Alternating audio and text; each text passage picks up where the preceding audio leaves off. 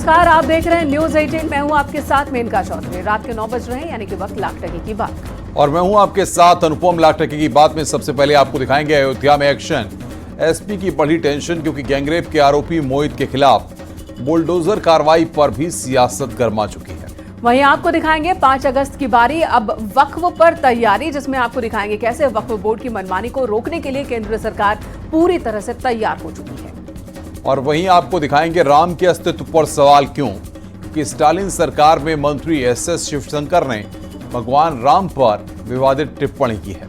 साथ ही बात होगी योगी ऑन ग्राउंड बाढ़ क्षेत्रों का दौरा, जिसमें आपको दिखाएंगे कैसे सीएम योगी खुद बाढ़ पीड़ितों को राहत देने पहुंचे। और आखिर में दिखाएंगे शाह का प्रहार 29 में भी सरकार।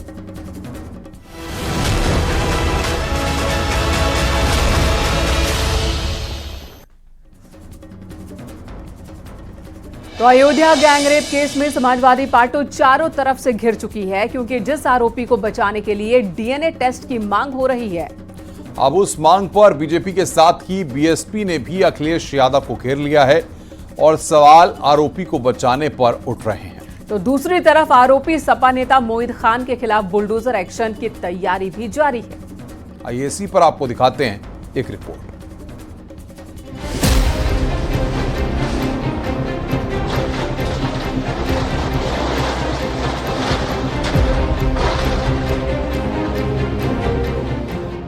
अयोध्या में नाबालिग से गैंगरेप और सपा नेता की धमकी, बुलडोजर की धमक से इंसाफ की ओर है। योगी के आदेश पर एक्शन हो रहा है और मोहित के अवैध निर्माण को मिट्टी में मिलाया जा रहा है। एक तरफ नाबालिग से गैंगरेप के आरोपी और सपा नेता के खिलाफ एक्शन जारी है, तो दूसरी तरफ आरोपी मोहित के खिलाफ हो रहे एक्शन पर समाजवादी पार्टी सवाल खड़े कर रही है। तो ये इस तरह की अगर राजनीति करेंगे तो हम तो कहेंगे इनका तो नार्को टेस्ट करा लो। जितने भी हैं भारतीय जनता पार्टी के लोग और इस घटना से जुड़े लोग हैं जो इस तरीके की बात कर रहे हैं, इनका सबका नार्को टेस्ट करा लें। मैं तो जो उसने कहा है पवन पांडे ने, मैं तो उसका समर्थन करता। आप पूरा विश्वास करिए, पूर्ण विश्वास करिए, सपा बसपा नहीं है। जो दोषी आदरणीय योगी जी के शासन में जो भी दोषी पाया जाता है, न उसको कोई बचा सकता है, न कोई उसको किसी प्रकार का उसके साथ सहयोग हो सकता है। वो सभी राज्य के कोई भी कानून के साथ छेड़छाड़ी करता है, कानून से खिलवाड़ करता है, आम जनता को तकलीफ देता है, उसके खिलाफ सख्त से सख्त कार्रवाई होती है और कानून अपना काम करता है। मोहित खान का अवैध साम्राज्य मिट्टी में मिलने लगा तो समाजवादी पार्टी जाग गई और पिछले 4 दिन से मोहित खान की गिरफ्तारी पर चुप्पी साधने वाले अखिलेश यादव ने डीएनए टेस्ट की मांग कर दी। अब अखिलेश यादव से सवाल पूछे जा रहे हैं कि क्या वो डीएनए टेस्ट के बहाने मोहित खान को क्लीन चिट दे रहे हैं। अखिलेश यादव जी आज पीडीए भूलकर इस मोहित खान को क्लीन चिट दे रहे हैं।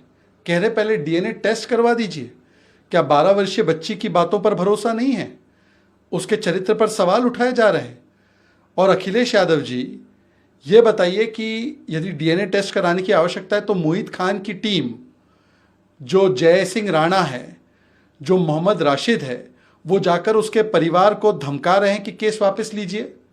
ये क्यों किया जा रहा है?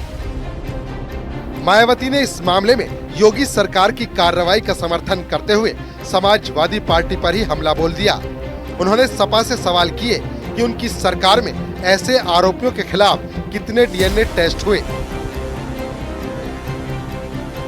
साथ ही कहा, यूपी सरकार की तरफ से अयोध्या गैंगरेप केस में आरोपी के विरुद्ध की जा रही सख्त कार्रवाई उचित है, लेकिन सपा द्वारा ये कहना कि आरोपी का डीएनए टेस्ट होना चाहिए, इसे क्या समझा जाए। जबकि सपा को ये भी बताना चाहिए कि उनकी सरकार में ऐसे आरोपियों के खिलाफ कितने डीएनए टेस्ट हुए हैं।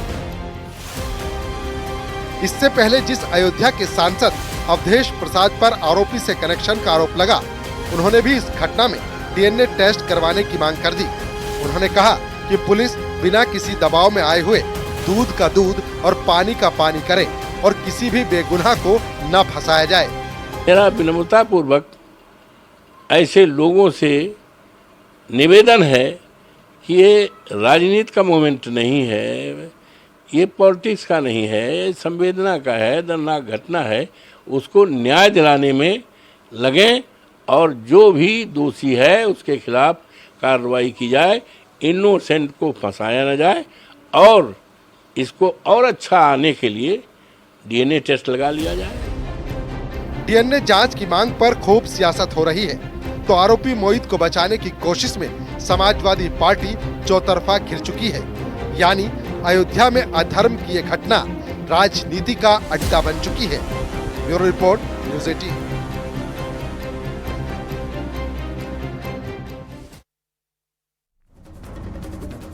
अयोध्या गैंगरेप केस को बीजेपी हाईकमान ने काफी गंभीरता से लिया है। केंद्रीय मंत्री नरेंद्र कश्यप समेत कई बड़े नेताओं की डेलीगेशन ने पीड़िता के परिवार से मुलाकात की। इस दौरान नरेंद्र कश्यप ने कहा कि सपा मुखिया अखिलेश यादव को शर्म आनी चाहिए, जो ऐसी घटना पर आरोपियों को बचाने में पूरी पार्टी जुटी है। सरकार की कार्रवाई से और पार्टी के डेलीगेशन के कार्रवाई से वो संतुष्ट हैं। उनके मन में एक भय का वातावरण जरूर लगा है, लेकिन हम अधिकारियों को कहेंगे कि किसी भी प्रकार से पीड़ित परिवार की सुरक्षा हो। समाजवादी पार्टी के लोग इतनी जघन्य घटना पे भी राजनीति कर रहे हैं। समाजवादियों की इसकी निंदा करनी चाहिए थी, पीड़ित परिवार के साथ खड़ा होना चाहिए था। उल्टा उन्होंने डीएनए की बात कर दी है, न्याय की बात कर दी है। अरे समाजवादियों, थोड़ी शर्म हया करो। गरीब परिवार की 12 साल की बच्ची है, प्रेग्नेंट है, अभी भी आपको सबूत चाहिए। मेरे ख्याल से समाजवादियों को इन सब बातों का जवाब तो देना पड़ेगा। सरकार हमेशा गरीबों के साथ, कमजोरों के साथ, मजलूमों के साथ खड़ी है, उनको न्याय दिलाने के लिए कटिबद्ध है। जिसका उदाहरण आपने देखा कि जो सरकार का बुलडोजर है वो भी अपना काम कर चुका है और कर भी रहा है, कर चुका है नहीं बल्कि कर रहा है। तो कार्रवाई में कहीं भी सरकार पीछे नहीं है। ऐसे लोगों के खिलाफ चाहे वो कितना भी ताकतवर हो, उसके खिलाफ कार्रवाई होगी। इसी बीच मोदी सरकार वक्फ एक्ट में बड़े संशोधन की तैयारी में है। सूत्रों के मुताबिक कैबिनेट ने वक्फ एक्ट में तकरीबन 40 संशोधन वाला बिल लाया जा सकता है। और इन प्रस्तावित संशोधनों में वक्फ बोर्ड ने जिन संपत्तियों पर दावा किया है उनका अनिवार्य रूप से सत्यापन किया जाएगा। साथ ही वक्फ बोर्ड की उन संपत्तियों का भी सत्यापन होगा जिनमें किसी भी तरह का कोई विवाद है। खबर है कि मोदी सरकार कल यानी कि 5 अगस्त को ही संसद में इस बिल को ला सकती है। इसी पर आपको ये रिपोर्ट दिखाते हैं।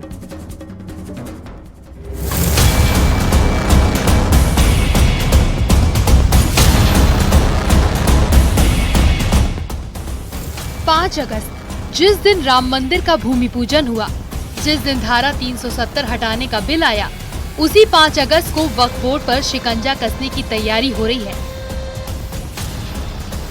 दावा किया जा रहा है मोदी सरकार 5 अगस्त 2024 यानी कल वक्फ बोर्ड में संशोधन से जुड़ा बिल संसद में पेश कर सकती है।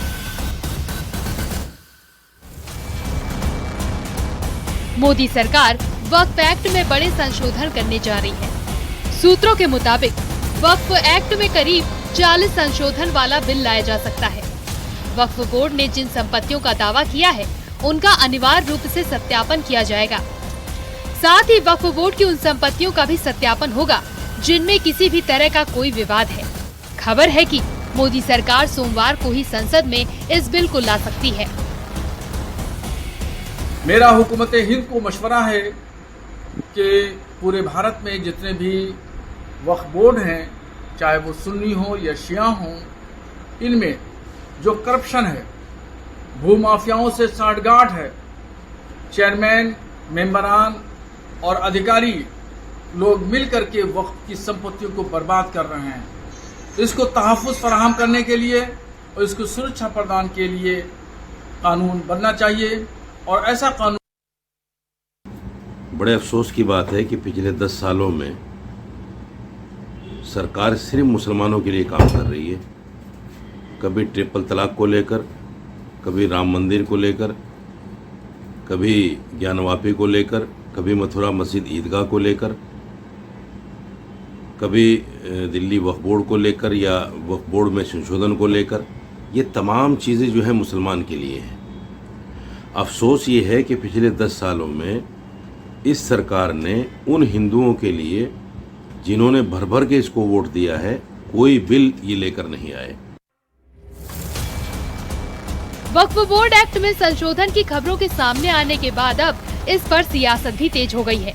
AIMIM नेता अज़दुद्दीन ओवैसी ने भी इस मुद्दे पर केंद्र सरकार पर हमला बोला और इसे वक्फ बोर्ड और उसकी संपत्तियों को खत्म करने की साजिश बता दिया। ये जो प्रपोज अमेंडमेंट से जो मीडिया में जो लिखा गया है वो इस बात को बताता है कि मोदी हुकूमत वक्फ बोर्ड की ऑटोनॉमी को छीनना चाहती है और वो इंटरफेयर करना चाहती है वाकिफ के मंशे के खिलाफ कि किस तरह से उस वक्फ की प्रॉपर्टी को चलाया जाए और ये खुद फ्रीडम ऑफ रिलीजन के खिलाफ है। देश भर में 32 राज्य ऐसे हैं जहां वक्फ बोर्ड के पास संपत्तियां हैं। इनमें यूपी का नंबर सबसे पहला है। यहाँ सुन्नी वक्फ बोर्ड के पास 1,24,700 से ज्यादा संपत्तियां हैं, तो शिया वक्फ बोर्ड के पास 3,000 से ज्यादा संपत्तियां दर्ज हैं। गुजरात वक्फ बोर्ड के पास 11,200 से ज्यादा संपत्तियां हैं। हरियाणा वक्फ बोर्ड के पास 12,642 संपत्तियां हैं। हिमाचल वक्फ बोर्ड के पास 1,287, तो जम्मू कश्मीर वक्फ बोर्ड के पास 19,291 संपत्तियां हैं। कुछ ऐसे ही आंकड़े कर्नाटक, केरल, मध्य प्रदेश, महाराष्ट्र और ओडिशा में भी हैं। वहां भी वक्फ बोर्ड के पास कई संपत्तियां दर्ज है। यानी वक्फ बोर्ड जिन संपत्तियों पर अपना दावा करता है उसे साबित करना होगा। Bureau report, News 18।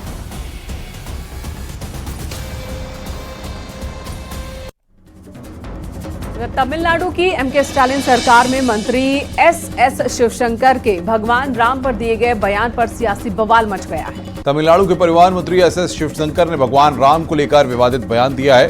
शिवशंकर ने कहा कि भगवान राम के अस्तित्व को साबित करने के लिए कोई पुरातात्विक सबूत या ऐतिहासिक रिकॉर्ड नहीं है। उन्होंने कहा कि भगवान राम के इतिहास का पता लगाने के लिए हमारे पास कोई सबूत नहीं। अगर राम अवतार होते तो उनका जन्म नहीं हो सकता था। अगर उनका जन्म हुआ है तो वे भगवान नहीं हो सकते। और अब स्टालिन के मंत्री के बयान पर संग्राम छिड़ गया है। आइए इसी पर आपको एक रिपोर्ट दिखाते हैं।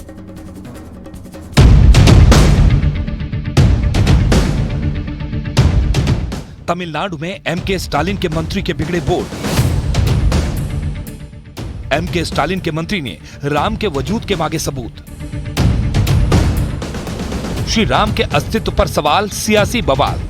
நாம் அதை வைத்து ஆதாரபூர்வமாக இதை கொண்டாடுகின்றோம். ஆனால் ராமன் இருந்ததற்கு வரலாறும் கிடையாது, ஆதாரமும் கிடையாது. அவர்களே அவதாரம் என்பார்கள். ஒரு அவதாரம் என்றால் பிறக்க முடியாது. भगवान श्री राम पर एक बार फिर से सियासी संग्राम शुरू हो गया है। इस बार राम पर विवादित बयान देकर सुर्खियों में आए हैं तमिलनाडु की MK स्टालिन सरकार में परिवहन मंत्री SS शिवशंकर। बयान भी ऐसा जिसमें वो भगवान राम के जन्म से जुड़े सबूत मांग रहे हैं, तो कभी उन्हें अवतार मानने से इनकार कर रहे हैं। तमिलनाडु के मंत्री के बयान से सियासत इतनी तेज हो गई कि पूरे देश में हड़कंप मच गया। பிரதமர் கோயில் எடுத்திருக்கிறார், 3000 ஆண்டுகளுக்கு முந்தைய வரலாறு என்றார். அது உண்மை அல்ல, வரலாறே கிடையாது.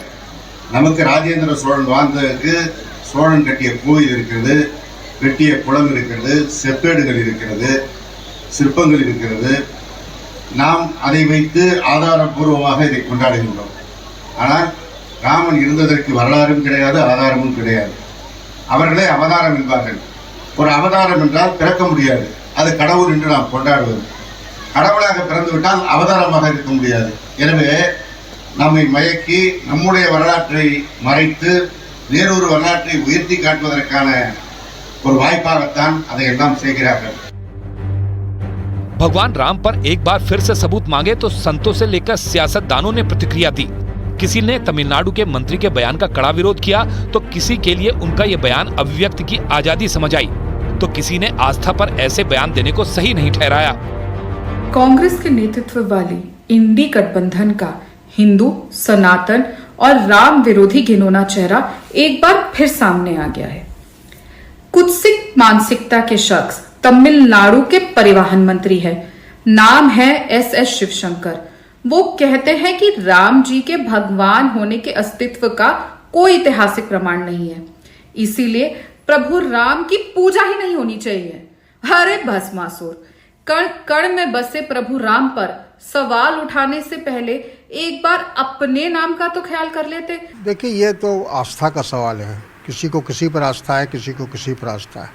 मेरा ख्याल है इस पर किसी तरह का कमेंट करना, तनकीद करना मुनासिब नहीं है। भगवान राम के अस्तित्व पर सवाल उठाने वाले एस शिवशंकर जिस पार्टी डीएमके से जुड़े हैं, उनके सबसे बड़े नेता करुणानिधि भी कह चुके थे कि भगवान राम के अस्तित्व का कोई ऐतिहासिक साक्ष्य नहीं है।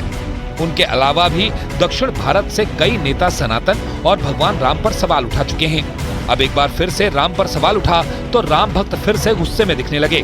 भगवान राम पर टीका टिप्पणी किया है, ये संत समाज, हिंदू समाज, सनातन समाज पर कुठाराघात किया है। इनकी बुद्धि दुर्बुद्धि हो गई है। अपने पूर्वजों के बारे में इनको जानकारी नहीं है और भगवान राम के विषय में टीका टिप्पणी कर रहे हैं। ये बिल्कुल गलत है, अन्याय है। इनको कठिन से कठिन और कठोर कार्रवाई इनके साथ किया जाए। भगवान राम एक बार फिर से सियासत के केंद्र बनते नजर आ रहे हैं, क्योंकि तमिलनाडु के मंत्री के बयान पर विरोध तेजी से होने लगा है। सवाल ये है कि क्या वोट बैंक की राजनीति के लिए सनातन धर्म को निशाना बनाना ठीक है?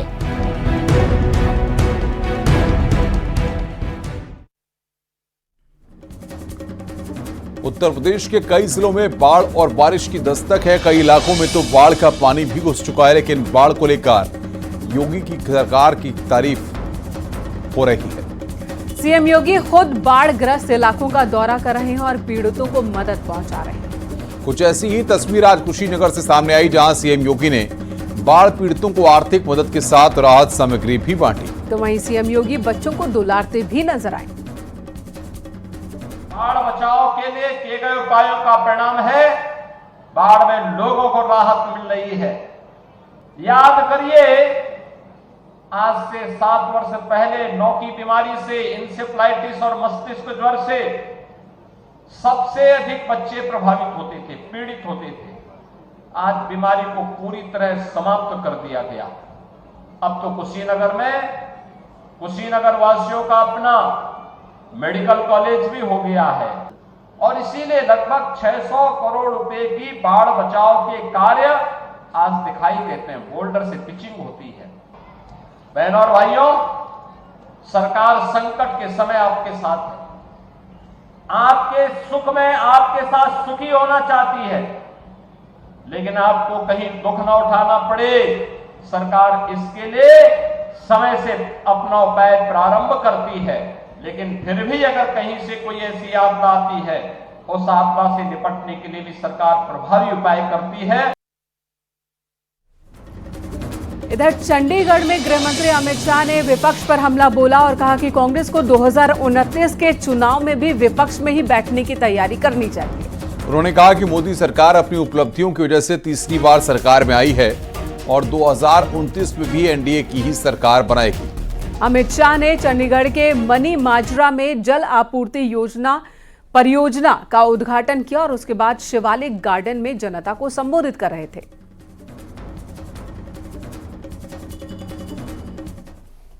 ये लोग जो अस्थिरता फैलाना चाहते हैं, वो बार बार कहते हैं कि ये सरकार चलने वाली नहीं है। मैं उनको एक विश्वास दिलाने आया हूं, उनको, विपक्ष के मित्रों को, जनता को तो भरोसा है ही। न केवल ये सरकार 5 साल पूरा करेगी, अगली टर्म भी इसी सरकार की है। विपक्ष में बैठने की तैयारी रखना और ढंग से ऑपोजिशन में काम करने की पद्धति सीख लेना। मायावती ने सुप्रीम कोर्ट के अनुसूचित जातियों को उपजातियों में विभाजित करने के फैसले पर सवाल खड़े किए। मायावती ने कहा कि इससे समाज में असंतोष की भावना पैदा होगी और केंद्र और राज्यों के बीच मतभेद बढ़ेगा। उन्होंने यह भी दावा किया कि इससे सरकारें मनचाही जातियों को आरक्षण का फायदा देंगी। तो आज बीएसपी अध्यक्ष मायावती ने प्रेस कॉन्फ्रेंस की और इस दौरान कई मुद्दों पर उन्होंने बात रखी। एक तरफ कोटे में कोटा मायावती को पसंद नहीं आया। उन्होंने कहा कि इससे तमाम सरकारें अपने अपने मनचाही जातियों को आरक्षण का फायदा पहुंचाएंगी और वोट बैंक की सियासत यहां होगी। साथ ही उन्होंने ये भी कहा कि केंद्र और राज्यों के बीच मतभेद की स्थिति इससे और ज्यादा बढ़ जाएगी। जो कि आरक्षण को पूरी तरह समाप्त करने की मानसिकता के साथ उठाया गया ये गंभीर कदम है। साथ ही माननीय सुप्रीम कोर्ट के 1 अगस्त 2024 के दिए गए निर्णय के बाद अनुसूचित जाति और जनजाति के लोगों के भीतर आपसी द्वेष की भावना बढ़ेगी। रुक रहे हैं यहाँ पर एक ब्रेक के लिए। ब्रेक के बाद में खबरों का सिलसिला जारी है।